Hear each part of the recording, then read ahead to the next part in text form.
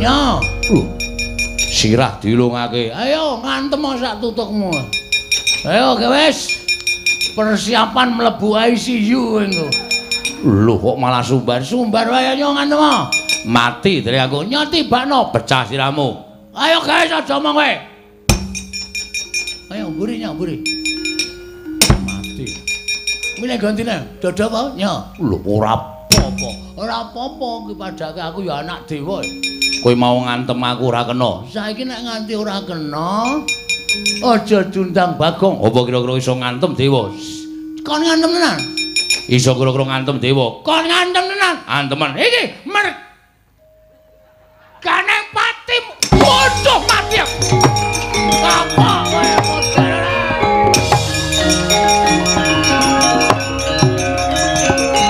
Mati aku. Waduh.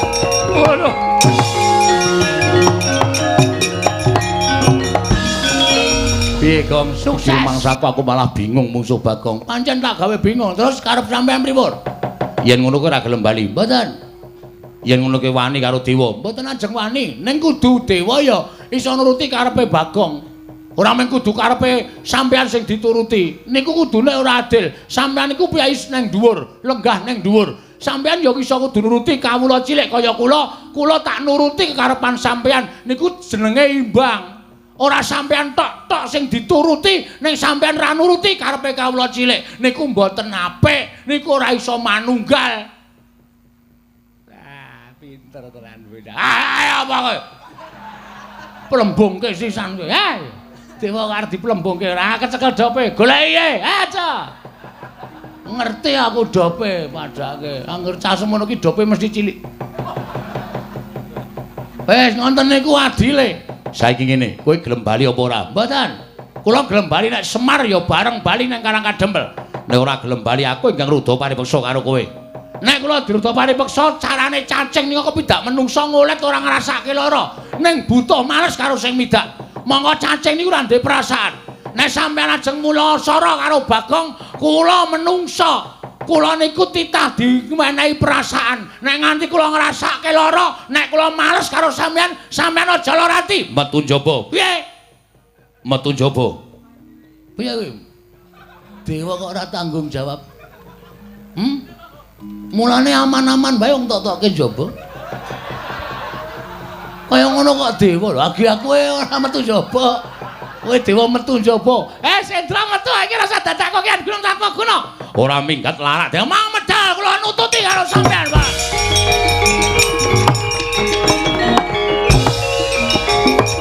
Udus.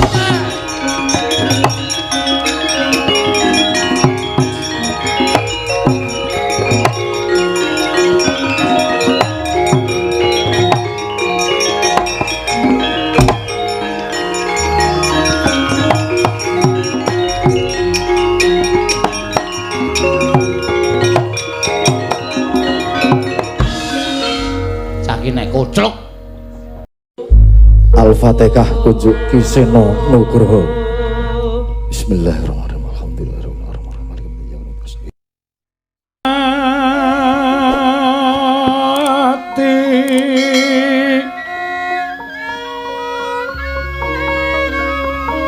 Sinowati jagat kinari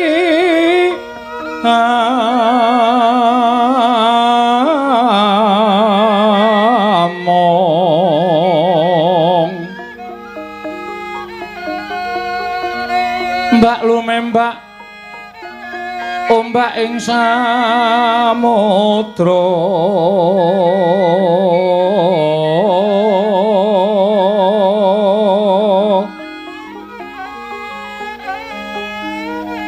ae ana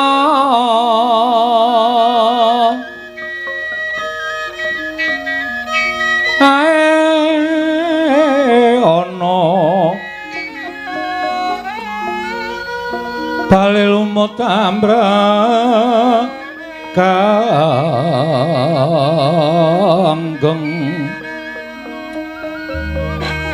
aito denceng-dencengan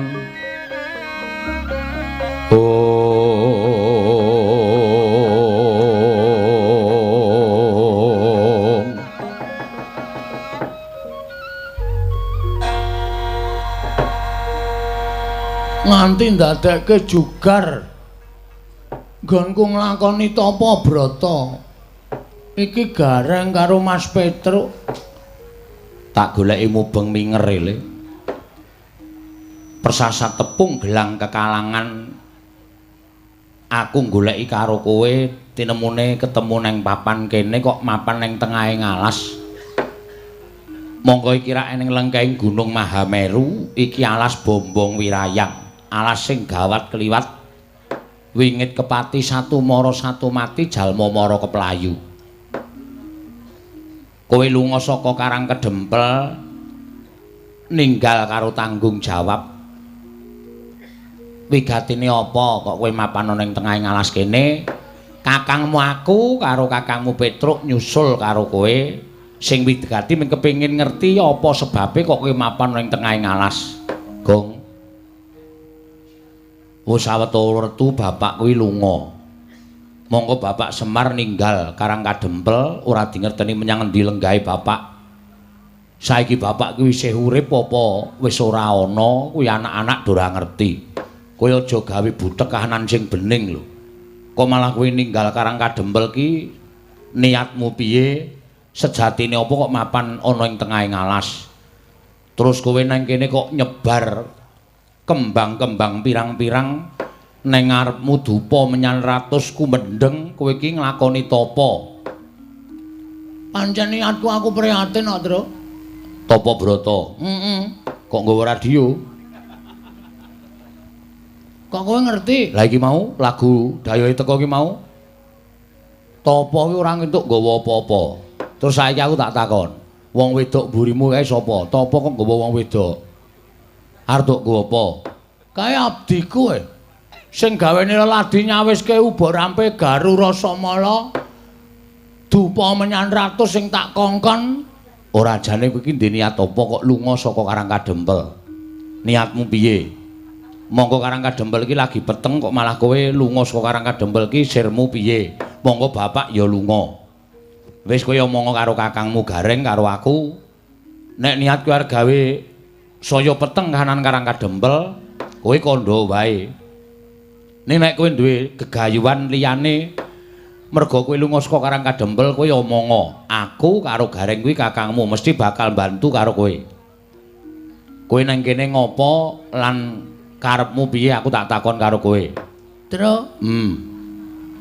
aku pancen lunga saka Karang Kadempel aku kisruh gagas bapak lunga kok malah kowe ora ning omah ki rak ya kleru to merga aku wis bunek tenan gagas Semar wis ana 3 sasi iki Semar lunga saka Karang Kadempel monggo kawula Karang Kadempel bareng koncatan Semar ngibarate kaya dene sapu ingkang ilang suwe pating slebar ora karo-karuan ora ana panutane ora ana sing dienggo cekelan ha ta heeh terus aku mumet sirahku aku sisan lunga saka kene terus nek kowe wis lunga ngene iki apa rampung perkarane aku nyuwun marang ngersaning Gusti aku nyuwun marang ngersane sing gawe urip nglakoni tapa iki selama saksuwene bapak ki lunga saka Karang Kadempel aku ki pengen nyuli karo bapak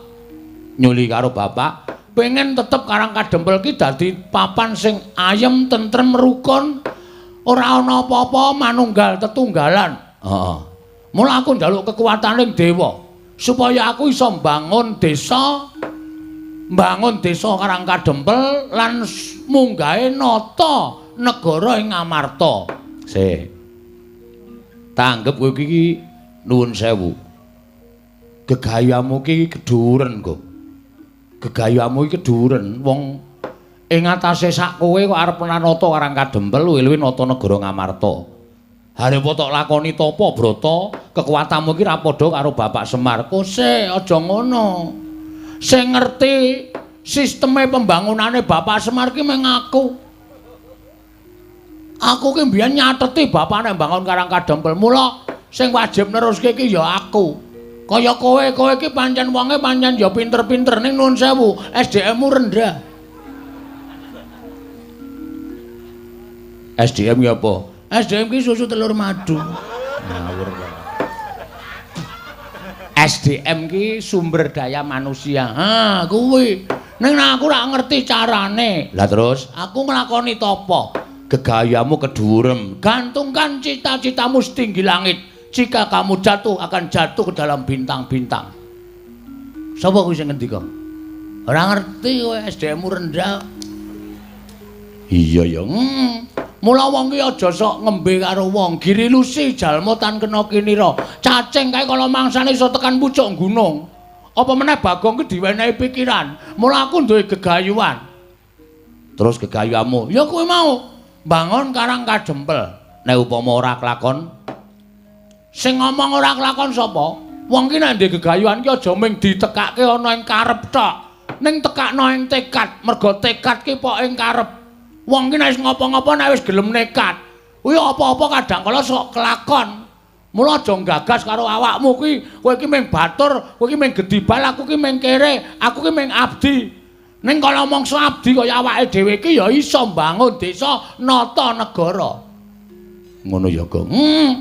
Nek ora saka arus bawah, piye carane supaya pembangunan kuwi supaya apik nek ora kowe karo aku ki niat bangun desa terus.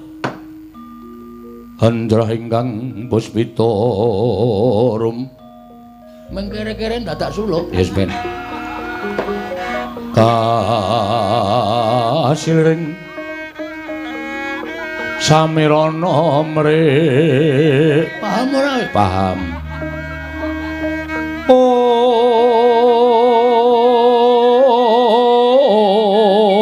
Mula tak rewangi ngene iki niatku apik terus. heeh sekar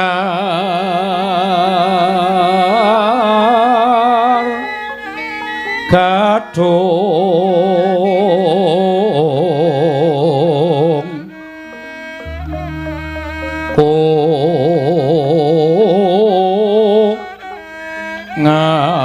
ngas gandanyo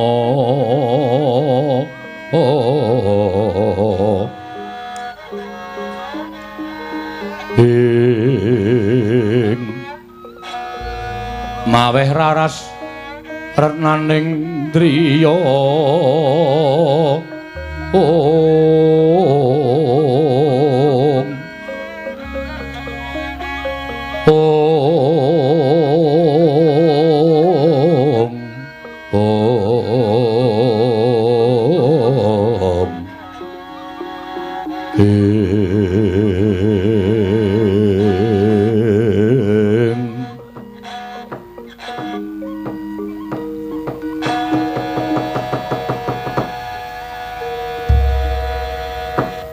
nek dipikir-pikir pancen niatmu ki apik, Gong.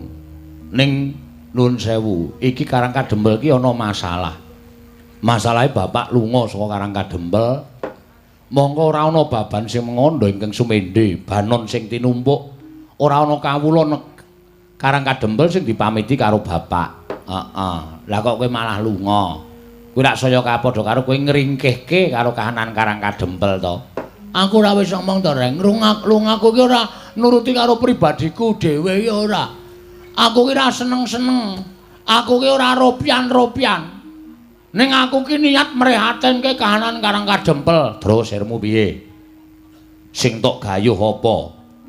Pokoke aku arep nyuwun idi palilahe para Jawata, nggonku bakal mbangun desa nata negara. Oh, ngono. Lah mbok munggah ana ing Kayangan. Nek ngerti dalane wingi-wingi aku munggah. Nang aku ki ora ngerti dalane ki liwat endi. Jare kudu menek ondo rante. Heeh, nek munggah Kayangan ki munggah ondo rante mengko tekan repat kepanasan. Terus nang kono ana gepura gedhe ditunggu karo Cingkara Bala-Balapata. Lah ning kono kuwi kowe iki diteter entuk sowan ngersaning Sang Hyang Giripati apa ora? Nek ora entuk reget awakmu, ora suci, kowe disingkirke karo Cingkara Bala-Balapata. Ning nek resik lahir batinmu kowe iso sowan ngersaning Sang Manikmaya ya diwaning para dewa. Nah kuwi sing sulit. Mula aku kangelan nek kudu menek ondo rante. Heeh. Nang repat kepanasan terus ketemu karo Cingciripit, Cingkara Bala-Balapata. Cingkara Bala-Balapata kuwi. Nek aku ora resik, ora suci, diuncalake tiba meneh ning jagat. Ha iya. bola-bali ngono kuwi ra kesuwen. Mula niatku pancen arep gawe geger kayangan Suralaya. Seranane Aku nglakoni tapa? wah. Ngono ya. Jarane wong tuwa supaya kahanan kayangan geger iki kudu nyate iwak gagak. Terus Sing geger udu kayangan. ngendi? Demit-demit. Bubar ora karu-karuan, Tru. Wong kowe iki ora ngerti carane tapa, dadak nglakoni tapa. Ngene wae Le. Nek miturut aku saiki mulih. Ya tak derekke mulih, terus ayo nata bareng-bareng desa, nata negara bareng karo aku bareng karo Petro. Nek kowe mulih mengko terus digoleki di dom nyambut gawene. Aku karo Petro nunggu Karang Kadempel, kowe goleki bapak utawa sewalike kowe nunggu Karang Kadempel, aku karo Petro goleki bapak. Lah arep goleki kowe nandi, Reng? Semar kaya arep gedene semono kan nek muni minggat Lunga karo wong tuwa kok.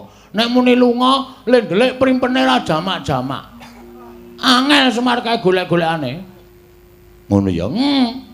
Ambles kok bapak baline piye? Ngene wae, bapak bali ya syukur ora warisane didum wong telu. Kok iso ngono lho pikiranmu? Lho, kudu ngono, Tru. Wong ki alure nendi? Parane nendi? Semar ki wis tuwa. Heeh. Monggo lunga ora omong-omong. Ya nek ora ana apa-apa, nek keson Jambaya ning dalan. Lho. Nek ana apa-apa ning dalan, Semar cilik roro gedhe tekaning pati.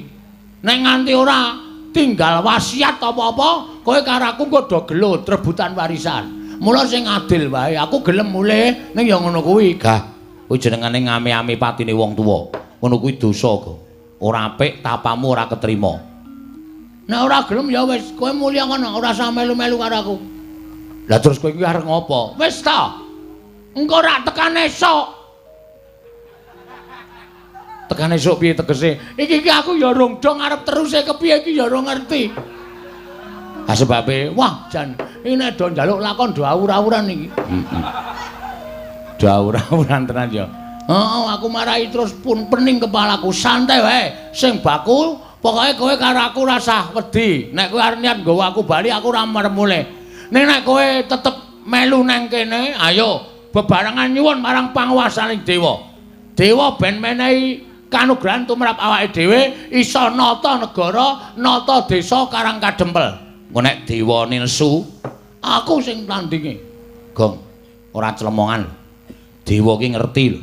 Kowe batin wae dewa ki ngerti. Nek nganti kemecap, nek nganti tekan kene tenan, nek nganti ana apa-apa, terus dewa nesu tenan karo kowe piye? Wis ta, aku tapa ngene iki wis tak ikhlaske patiku. Dadi aku mati wis ora wedi. Nek dewa tekan kene aku nyuwun pangestu mbangun desa nata negara, ora dikeparengake, ora nyawang wis sapa?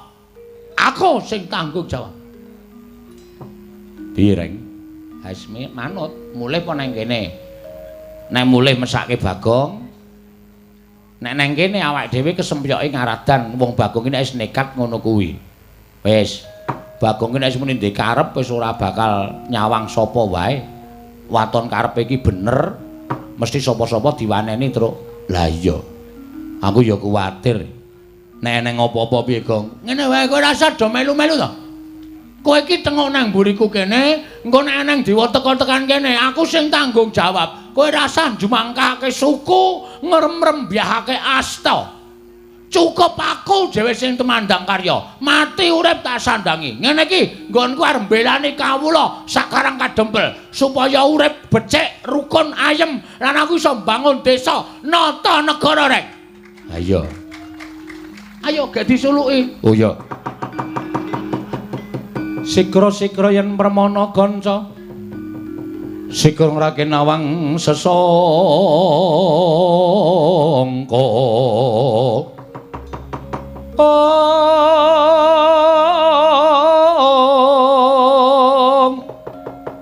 Nalindra mbek marwa sing sang katriku mulung. Katriku mulung mangrempak ing wadya.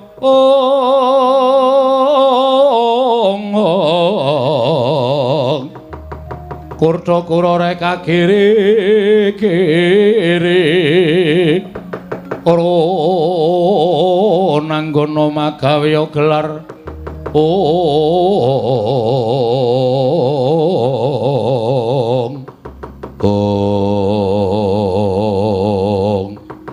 ngantos paripun sami Mbawacana kasaru nalika semanten ndara dasih karantamaning penggalih iki Lurah Bagong ngraosi para Jawata ingkang honyang Madyapa denengge utusan Sang Hyang Jagat Giri Pratingkah Dewa ing sithik pangudal-udal Sang Hyang Pikula Narada miwah Sang Hyang Pukulun Bathara Indra tumiyup saking dirgantara merpekung yaning Sang Hyang para Panakawan.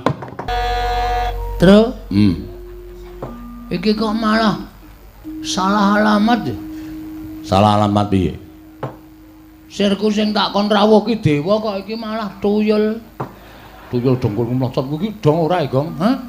Kuwi Sang Hyang Pikulun Bathara Antarada. Wah, dewa ta? Dewa lungguh ngisor. Wah, dewa ya ana sing elek. Ana. Pak mau dewa kuwi bagus kabeh apa piye? Dibagekke. Apa sing dadi penjangkamu wis kelakon kok. Dewa iki rasah kowe nglakoni tapa dirasani iki nek niatmu apik dewane mesti rawuh. Jenenge sapa? Pukulun Kanika Putra. Sing gampang wae. Narada. Narada? Pukulun nganggo pukulun. Pukulun. Sarawuh paduka pukulun wonten ing wana. Bombong wirayang mriki. Pukulun Bathara Antarada kula ngaturaken sembah pangabekti kula kunjuk ya Pukulun. Kencang warudayang lak wong. Kok malah ngendang terus? Ora. Sebutane ngono kuwi. Lah jan musuh Bagong iki nek ora tatak atine mesti rontok mau-mau. Pak Pong iki sebutane dewa, sebutane Pukulun Bathara Antarada. Wah, aku ngerti tak tungdak ngono. Iya, Bagong, slamet tekaku ning Sambikala. Kita ngaturke bekti ulun tapa pangestu ulun tampanana. Kula pun ulun ya, Pak. Ulun ki wah iki angel rek iki nek ndelake iki ngunekke SDM rendah ning dhek sing SDM rendah dhewe. Ulun ki aku. Wo, kowe ulun, ha Petro? Lho, aku ya ulun. Wah, kowe rombongan ulun. Berarti kowe karo iki padha sak geng. Ora. Ulun ki aku, kowe ki kita. Oh, kita iki ora akeh. Ora, Ming siji to? ming siji. Nah nggih Pukulun. Kula tampi akarya bombong raos sing manah ulun. Andadosaken suka marwata suta raos sing manah ulun. Dipun sekecaken lenggah kita. Kusik. Sing nganggo basa kita karo ulun ki ming jeneng ulun. Lah nggih. Kula nggih ngertos. Iya ning kita ora sah nganggo. Wis ditukokke kok ora dienggo. Aja ngono Bagong, aja gawe bingung ulun ya Bagong. Ya wis ngono kuwi wae ya. Ah, nek ngono malah jelas.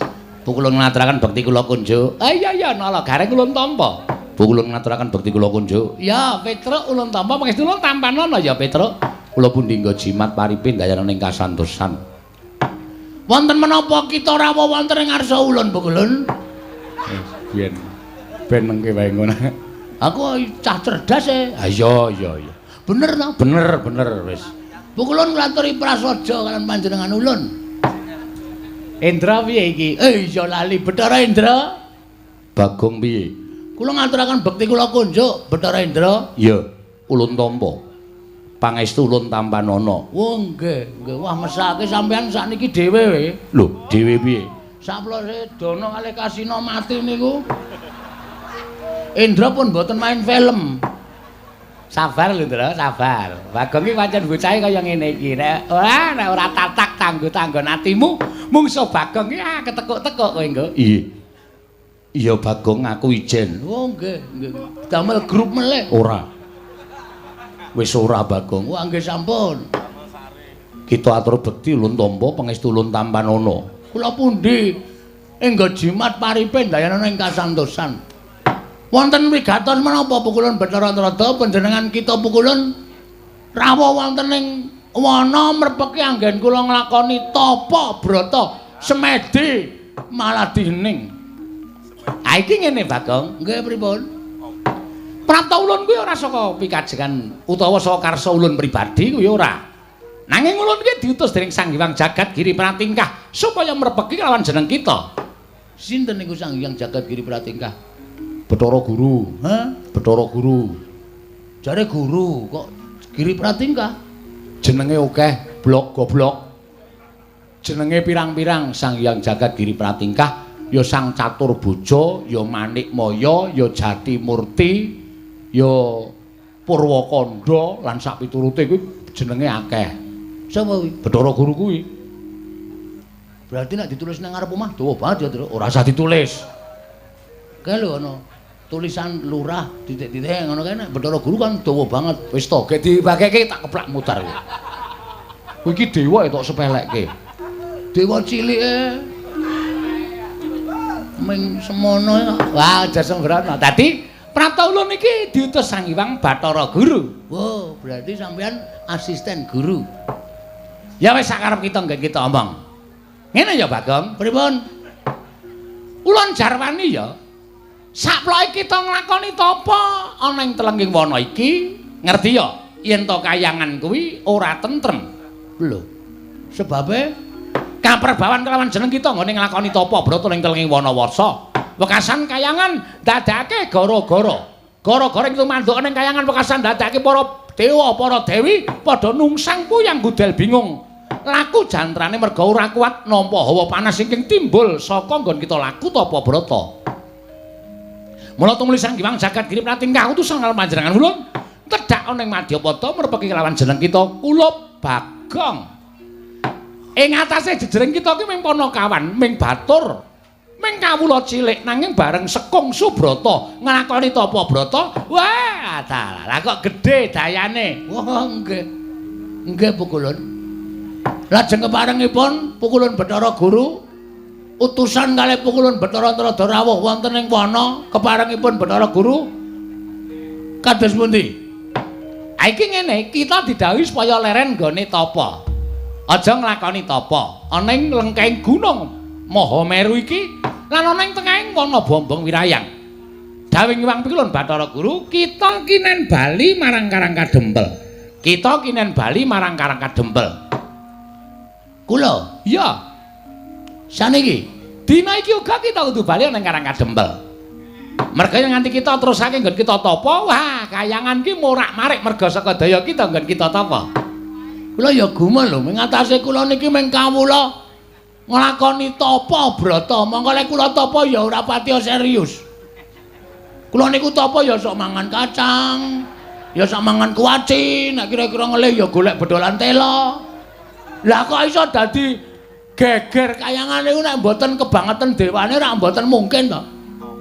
Lho kok kebangetan dewane piye? Lah nggih no, ming sak kula tapa kok kayangan dadi geger. Lah kita ki jane tapa ki sedya kita apa to? Apa gunane dewa kok ora ngerti atine menungsa? Gong. Sabar kowe iki ngapa to? Menengo. Yo nek cah cilik ngene ora getak-getak. Tuman wae yaene kok klithian. Sesuk sekolah kok laene malah dadi wayang barang. Wah, jan aku ki nek ora jembar atine wis kawake bocah iki. Rabekno. Lho. Malah kon rabekke ora. Ha, kita apa ki janjane sedya kita apa ulun tak takon. Lah Pukulun niku dewa mboten ngertos. Ulun ngerti, ning ulun kepengin nyuwun prisa lan jeneng kita. Yen ulun ngerti kok ulun batangake dhewe iki tegese ulun kok ngasake marang diri ulun pribadi. Oh, ngoten. Jelase ngoten. Oke, ora masalah. Kula niku tapa niku nggadahi gegayuhan kepengin bangun desa nata negara. Paham? Ya. Sak banjure, mpun ming niku. Ora, kita aja nyengitake. Kita aja ndelikke. Kita duwe gegayuhan liyane. Sing luwih wigati Karang Kadempel niku kelangan Semar. Semar bapak kula. Niku lunga. Lunga tanpa ninggal layang napa tanpa pamit kali anak-anak. Kawula ditinggal. Nah, saniki kula tak wangsul. Kula tak bali ora masalah. Ning kula tak takon karo sampeyan, Semar teng pundi? Nek dewa ora nuduhke teng pundi dununge Semar, ala dene sampeyan dadi tekak plotroke kathoke. Hei. Sembrono ora karo dewa kok sapenake dhewe. Ya men ora digetak ngono ndak? Kalah getakan sik aku. Kudu tak getak sik. Bapak teng pundi? Lah nek kita takon Semar menyang endi kuwi ulun ora ngerti. Nah, gunane apa dadi dewa?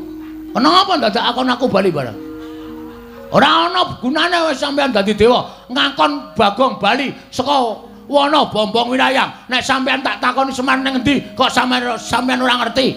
Lah ulun ki ora ngerti tenan. Ha gunane apa dadi dewa? Wah, waduh modar iki. Indra piye? Indra aja ditakoni lagi arep syuting, ya Indra? Inggih. Enten Bagong ki nek karo wong sapa rumangsaku ki lho Bagong karo sapa-sapa ora kuwalat lho. Bagong ki waton ledan ngono ki dadi apa-apa ki tawar. Apa kok mung dewa jaratane tak uyuhe ora apa-apa kok.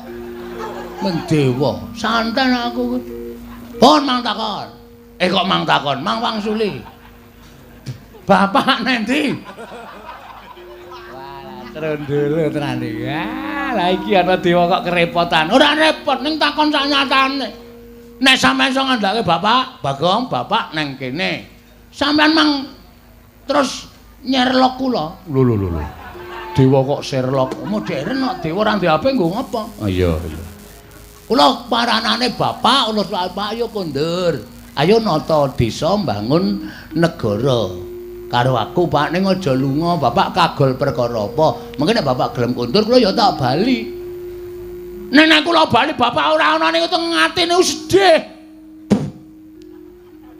Ngopo, Gong? Mangan kewan e. Ora apa-apa dilek wae. Ora apa-apa dilek. Antes yang lho, aku bareng kok dinesoni ora.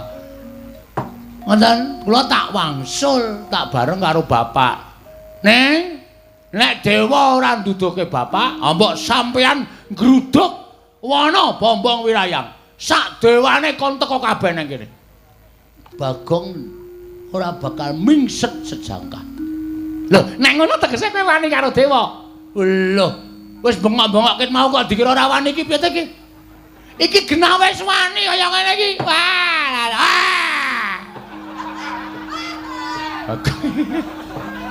Wong cetha ditanang omah wae. Papa pong ngono kowe. Papu bang.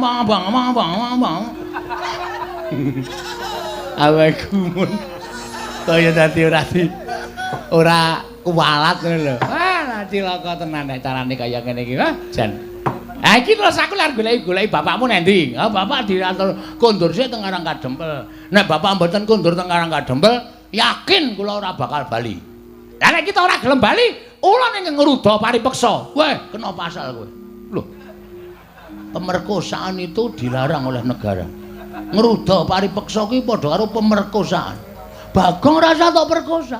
Aku pasrah. Ah. Padha wae ora kok malah aku pasrah ora. Ngono. Ngruda paripeksa karo Bagong nuwun sewu. Rawe rantas malang tak putung. Mangane Bagong kelangan bapak, Bagong ora iso sida mbangun desa nata negara, gunane apa kula urip teng alam padang nek ora migunani tumraping wong liya. Ora ana gunane. Amba ulung kula modar cemplungke kawah Candra Dimuka, kaluan ring ngrasake mbangane urip. Ora ana gunane uripe Bagong dienggo wong liya. Ora ana gunane Bagong urip ning alam padang pukulun Bathara. Sapa kuwi? Ah, lali kok. Aku krungu keploki dadi lali. Krungu keplok kok dadi lali. Sapa, Tru? Kaneka Putra. Kaneka mawarna-warna. Kaneka Putra. Kaneka Putra, ya Bathara Antarada. Jenengmu pira? Lho, oke. Ayo sapa wae? Lho kaya iki kepiye to wis geger kaya ngene kok dadak takon jeneng. Aku iki gek ngomong kok. Nek wis bengok-bengok kaya ngene kok ora ana tindakan bablas. Niatmu piye? Nek arep gawe Bagong Bali ora gelem ya sampean gek nesu, ngono lho. Wah, tutuk sepatu sisan kowe. Nyilih sepatune tak ngruthuk kowe. Lho. Nyilih sepatu kok ngruthuk sing duwe karepe piye? Indra, wonten dawuh iki Bagong piye kaya ngene iki, Indra?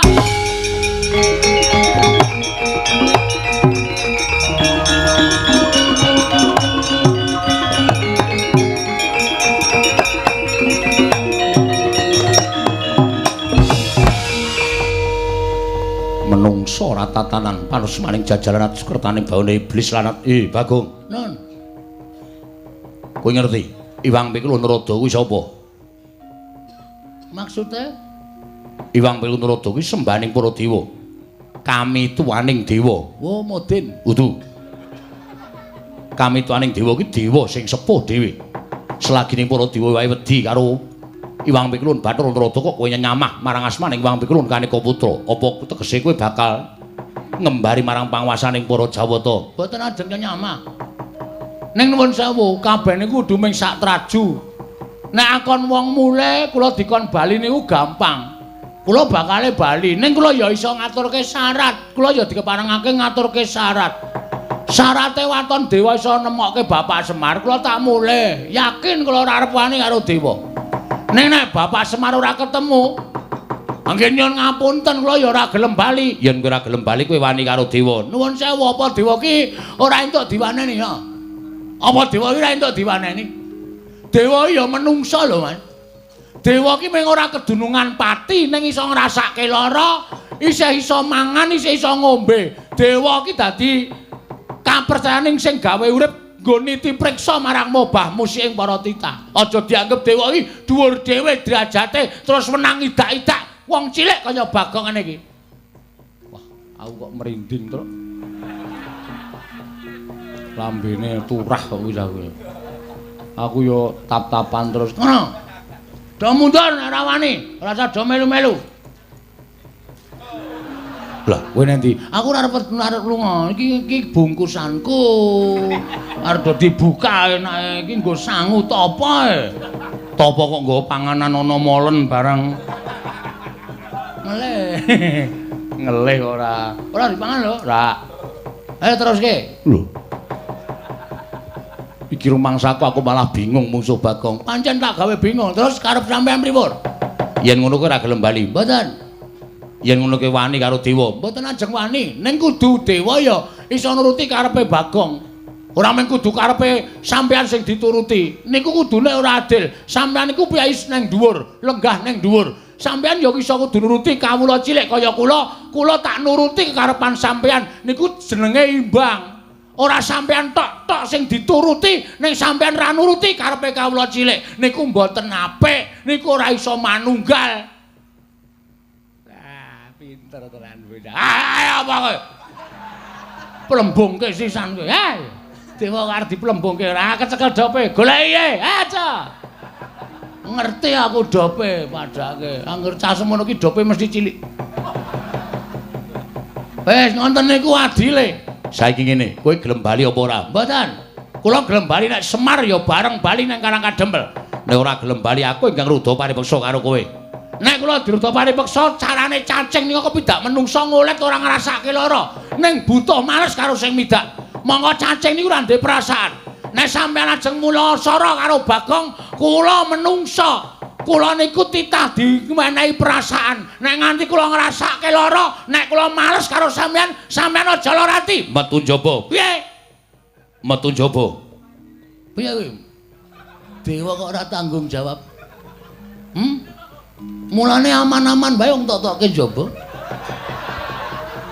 Kaya ngono kok dewa lho, agi aku ora metu njaba. Kowe dewa metu njaba. Sendra metu iki rasa dadakoke gunung tanpa guna.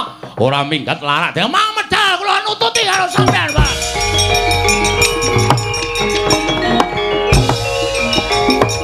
Udus.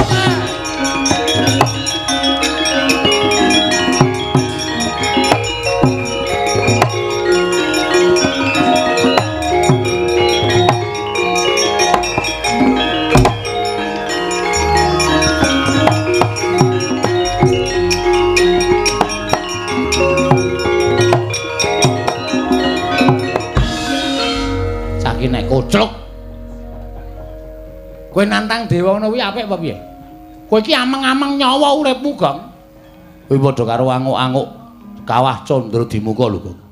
Kowe kok nantang karo Bathara Indra. Bathara Indra ki sapa? Ambo. Kok takon aku? Aku ora tau ngurutke silsilah Bathara Indra kok. Nggo ngapa? Bathara Indra ki putrane Bathara Guru sing nomor 4. Ngono.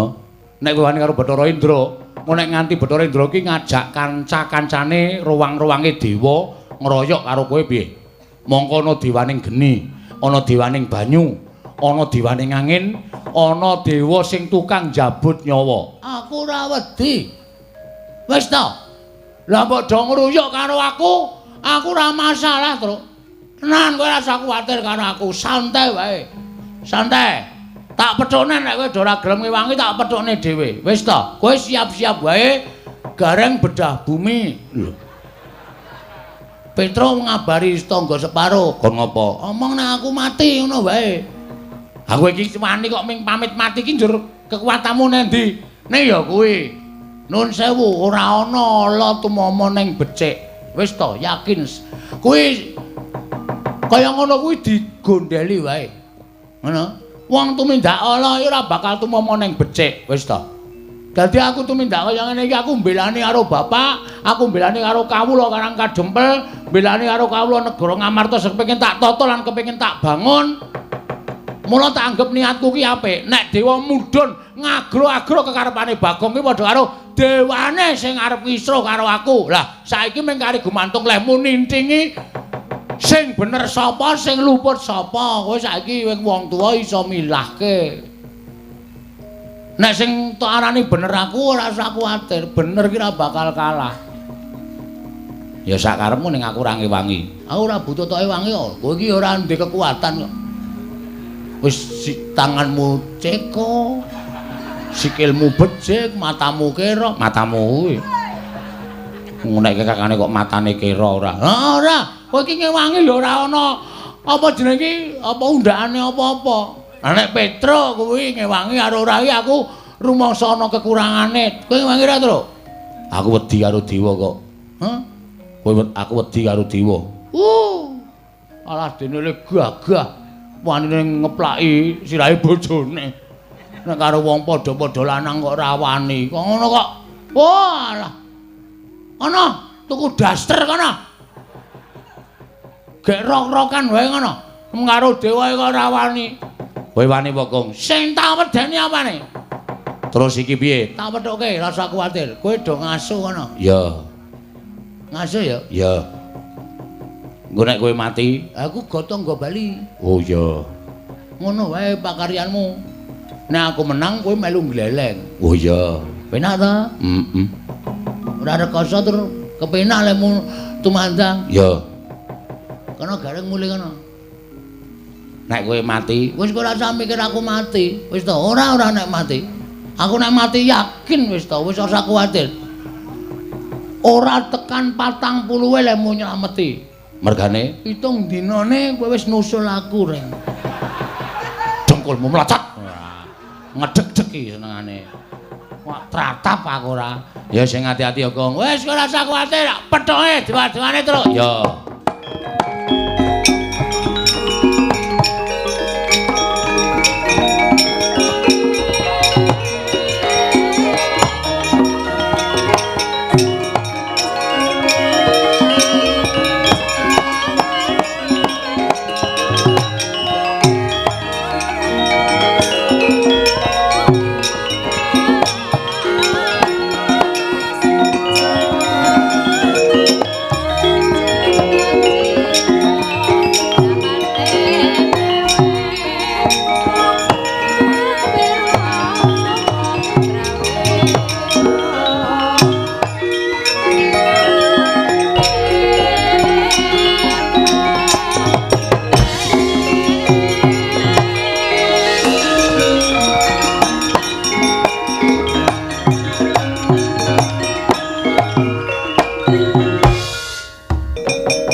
Samar pamaring sukma sinukmaya winayu ing asepe sumimpen telenging kalbu ambukaning warana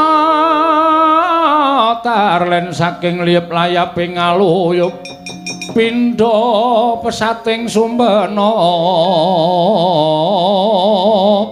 sumusuping rasa jati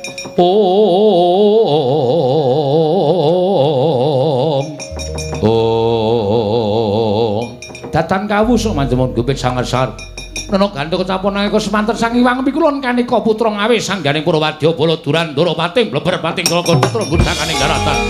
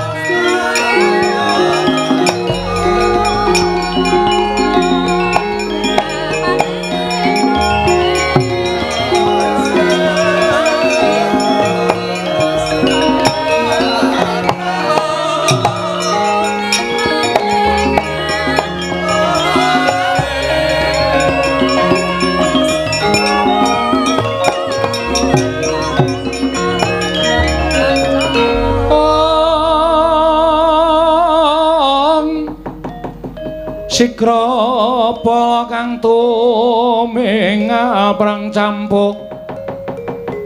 campo samya madali lertate wileting kota danyangkung mangunjang niti benjang sangaji mijil ladinyo ngedali wuwus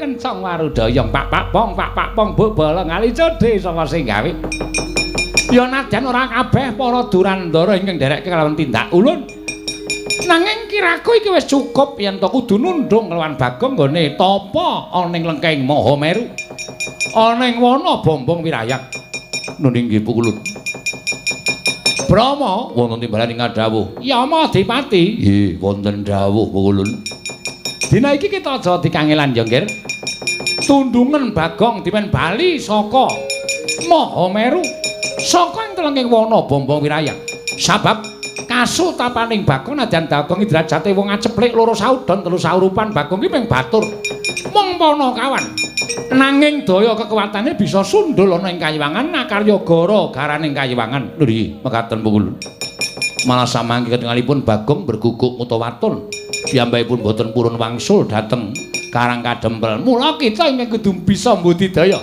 balekake Bagong merga yen nganti keterus-terus Bagong ning lakoni tapa sing ora tentrem Kayangan nggih mekaten Iwang Pikulun Jatimurti paring dawuh kelawan panjenengan ulun supaya ngreka daya piye Bagong supaya bali marang Karang Kadempel mekaten pukulun kaya kula mekaten kula nyuwun pamit madal pasilan utawi nyuwun pamit mapangaken dhateng Bagong menawi kula jum saronari saged wangsul menika langlah langkung prayogi nanging menawi boten sepurun wangsul kelalono kula badhe sekedhik paring pengajaran dhateng ponakan Bagong ya ning surti ngati-ati lho Indra ya aja grusah-grusu arep dikaya ngapa Bagong kuwi wong dugal kewarisan kuwi atmajaning Semar kuwi Kakang Bathara Ismaya mula yen to nganti Bagong kedunungan daya kekuatan kita aja kaget merga wong kae pancen winong wong dening dewani lho niki ngestaken dawuh nyuwun pamit sing ati-ati aja kaya bocah cilik Bathara Brahma Yama Adipati awat-awatana Indra kira-kira keseser musuh Bagong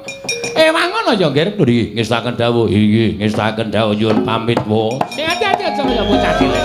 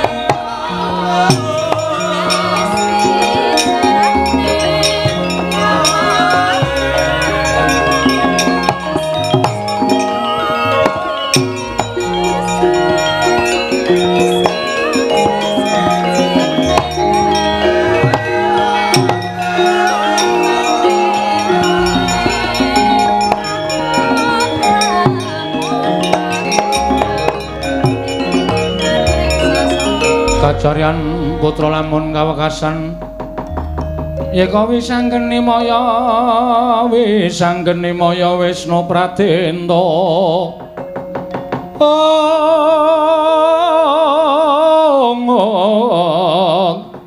wisanggeni maya Wisnu Pradenta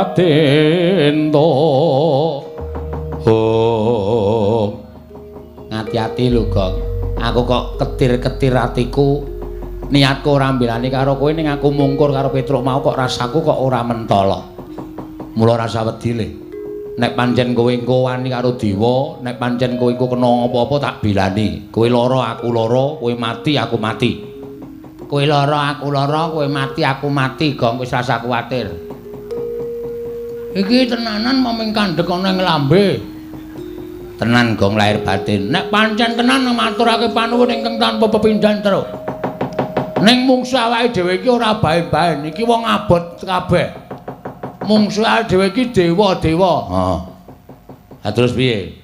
Ora usah melu-melu, iki perkaraku. Ya. Ning nek kira-kira kowe engko weruh, aku cilik diajar karo dewa, gedhe aku arep dipateni, kowe maju ngewangon aku. Siap, rasa kuwatir, Gong. Siap, aku ya siap rasa kuwatir. Ning gelis ora ngenteni aku mati lagi maju. Ya. Aku kira-kira arep dipateni kowe langsung maju. Siap, ora usah kuwatir. Tak pethoke sik, jake rembukan apik-apik. Nek ora iso jare rembukan apik-apik, tak ajare para dewa. Nek aku kalah kowe ngewangi. Ora usah kuwatir, Gong. Aduh, tak ceraki cerak tak doi. Piye maksude kuwi? Maksude piye kuwi? Aku adoh, tak ceraki. Nek cerak, tak doi. Terus lareng mbelani kapan? Hah? Nek mbelani ra sanggo kata-kata sing bingungke. Kuwi kata-kata sing ora ketemu ngakal kaya ngono kuwi. Cerak tak doi, adoh tak ceraki. Kalimat kaya ngono kuwi dihilangkan. Bagong tak ewangi ngono wae. Ora do paham artine kaya ngono kuwi. Oh iya, iya. Sadar ora? Iya, iya, iya. Gareng nggawa gaman kowe awakmu cilik. Tangane cekor sikile becik. Nek kira-kira aku kena apa-apa, maju. Wis ora usah kuwatir. Kowe karo aku iki pinter aku nek gelut timbangane kowe. Mulane aku gelem ngewangi karo kowe. Ora usah kuwatir, Go. Sapa wae sing maju arep miloro karo kowe, aku sing nandangi. Siap. Wong telu manunggal dadi siji ya, Truk. Heeh, pokoke.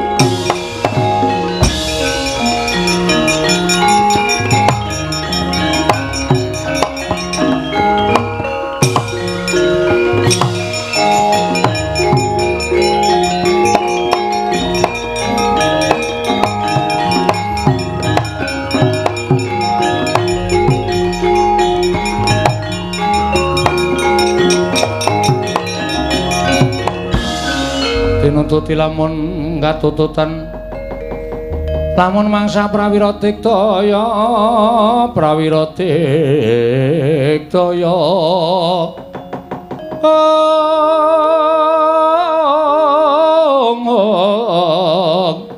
ora nggono magawe glarira wang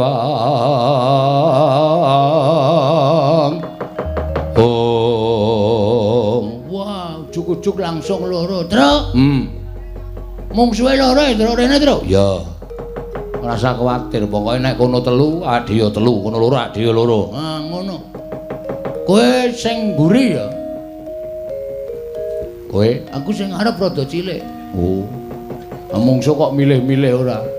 Bathara Indra. Ya, Bagong. Ndas pundi Mukulun? Aku tetep nampa pengendikaning Wang Pikulun Bathara Antarada kinen nyingkirke karo kowe. Kowe kudu bali saka lengkeng Gunung Mahameru. Ana ing saka ngaras Bombong Wirayang. Lan aja mbacutake nggonmu nglakoni tapa. Ya, Bagong kowe bali yo. Ora gelem bali kowe ngerti, ulun sapa? Ulun Bathara Brahma. Wo, Bathara Brahma. Heeh. Dewane ngapa? Dewaning geni. Wo, ngambil reke. Lho. Kok dewa geni kok nyilih rek ora? Mesti apa-apa iso kobong kae. Mestine. Kowe bali yo. Aja ngeyel karo Bathara Brahma aja kakon dosa. Kowe bakal tak untapake cemlongaku ning kawah Candra Dimuka. Sesuk mboten ajeng purun wangsul, saniki mboten ajeng purun wangsul. Paribasanipun ajanku dewa kayangan ngebyuki lengkeng Gunung Mahameru wonten ing wana Bombong Wirayang kula mboten ajeng wangsul. Yen ngono kowe wani karo dewa. Bagong niku mboten wedi karo sapa-sapa. Bagong niku ora tau wedi karo sapa-sapa. Waton landesane kula bener. Kula ora ganggu kayangan kok kula nglakoni tapa. Tur dewa tak kon goleki bapak kok ora sago. Gunane apa dewa niti priksa karo mobamu sing para titah? Kudune dewa ngerti. Wong dewa iki iso nyawang jagat saisine kok. Nek kula wangsul sampean kudu nuduhke, "Lho Bagong, bapakmu nang kene iki lagi ngene karo iki duwe gawe kaya ngene." Mengke tak jujuke Semar. Ming perkara kono mong kaya ngono angel lho. Kok kaya didelik-delikke? Ulun ora ngerti ning endi bapakmu. Kok ngono kok dewa? Dewa kok ora awas paningale. Yen ngono kita wangkal. Wis ket mau arep wangkal aku. Wani karo Bathara Indra. Sing tak wedeni apamu? Siap lho, Tru? Ya. Iso nglangkahi kuwandane Bathara Indra. Kowe kelakon topo ning wana bombong wirayang. Iso nglangkahi bathange Petruk. Lho. Kok aku sing dijokke piye? Ya bathangku barang urung rampung kok. Oh iya iya. Kowe kena nundung aku saka alas bombong wirayang. Mati dene aku pangga. Tak ayoni. Tata ya.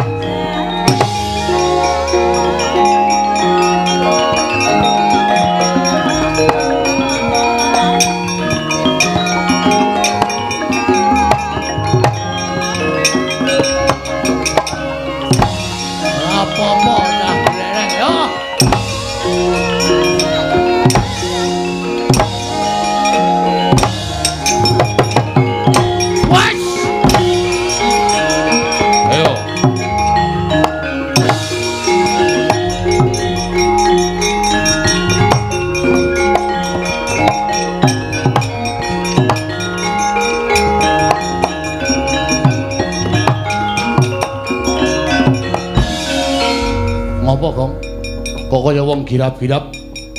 Semak dewa iki ampuh tenane. Ampuh piye? Ngantem aku dies mumet aku. Jambak rambutku diantem raiku diel. Kontal aku ora masalah. Bathuk menyonyo ngono kok. Ha iya ditonyo Bathara Indra. Kedua aku ya dicandak sirahe jebleske lemah diek tak ampet ora apa-apa. Sing ketiga aku wis kulino diantem Bathara Indra. Heeh. Diantem nggon bathuk tuwok ngono aku mecicil. Ora apa-apa. Candak sirahku jebleske diantem meneh aku ora apa-apa. Ana kesempatan, Tru. Tak candak tangane setak dunke sit. Lek aku ngantem wis kaya tenagaku atoke kabeh. Bathara Indra gletak jengkulmu atos. Lah piye? Ora kena. Lho. Ora kena. Kayane kena, ning ora kena. Kuwi jenenge aji lembu sekilan. Ketoke kena ning kurang sekilan. Dewa iki do goblok. Lho. Aku duwe aji lembu sekilan wae tak guang kok, Tru. Mergane, wah, kowe nek duwe mesti geton kowe. Kayane kena ning kurang sekilan. Geton aku. Tak buang kok ya isih do dienggo. Lho, gunane ngono kuwi saiki delok. Kowe ngantem ora kena to? Wah iki mati tenan awake dhewe terus. Ha iya, dewa wis tak omongi ampuh kok kowe ngeyel. Ning mesti ana kelemane, ana pengapesane. Aku yakin saampu-ampuhe wong mesti ana pengapesane. Saapes-apese wong ning kadang kala mesti duwe kekuatan sing ngedap-edapi. Terus, mbok kowe omong. Nek wis tau domongi bapak aku dikandani. Kekuatan kelemane dewa iki endi? Nek jarene bapak mbiyen jaman suwe banget aku tau dikandani. Nek kowe mungsuh wong utawa sing derajate dhuwur, kuwi aja ngungkuli karo derajate wong mau. Tegese kowe nggonono lekmu dadi kawula. Kowe mungsuh dewa kuwi papane ning kayangan, Gong. Nek nganti kowe ngantem dewa kok nggon dodo apa nggon rai, ora kena. Merga pancen mesti derajatmu ki sak ngisore dewa. Terus jarene bapak nek mungsuh wong sing didaya kaya ngono kuwi ling ngantem dodo medun. Kene ngene. Meteng mesti kena. Kene mesti kena. Entuk wong kuwi ngisor dodo kok. Wah, mati kowe. Wis ngantem sak tutuk-tutukmu acan, ndak tak slentrek ora mules, aja tundang bakong lekane.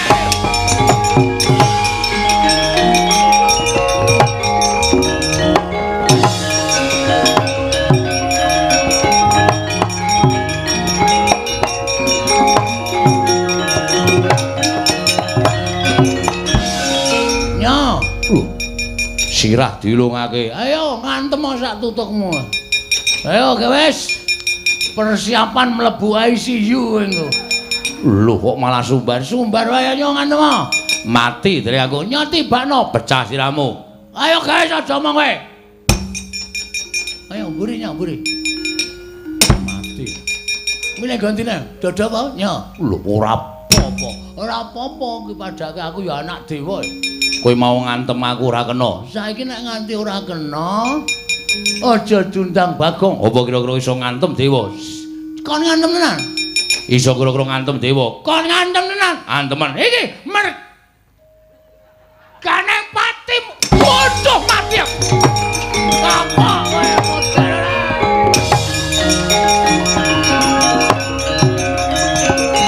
Mati ya. Waduh.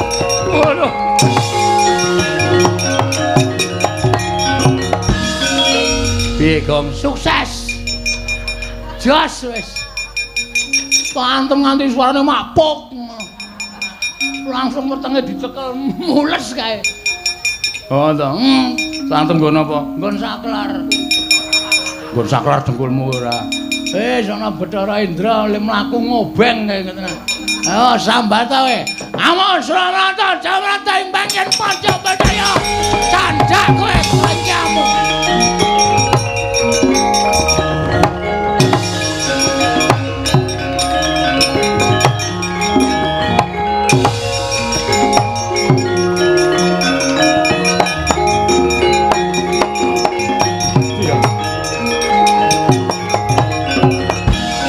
Kakang Bathara Indra mundur mbrangkang. Waduh, mati aku Bagong kok ngerti keringkiane dewa. Lho. Kakang Bathara Indra dikapakke. Wah, edan yayi edan. Nginceng sak penake dhewe. Le ngantem dipol-polke wong nang weteng semengkring rasane. Aduh. Waduh. Wis kono maju aku tak ora maju. Boleh mlaku kenapa kuwi? Wah, loro banget. Kena kain kuwi loro banget. Bagong gugu karepe dhewe. Wani karo Bathara Brama tiban daya kemandenku kobong awakmu mbuh dagine para kawan.